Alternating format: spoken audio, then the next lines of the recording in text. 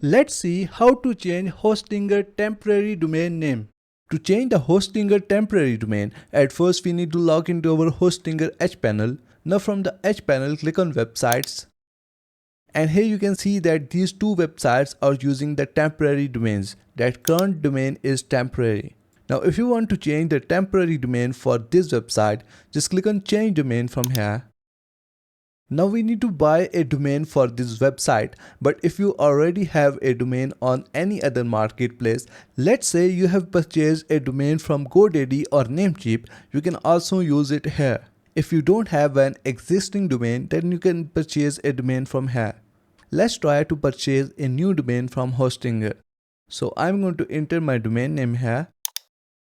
And as you can see that it's available. So we are going to select it from here. And then click on next from here. Now we need to select the billing period from here.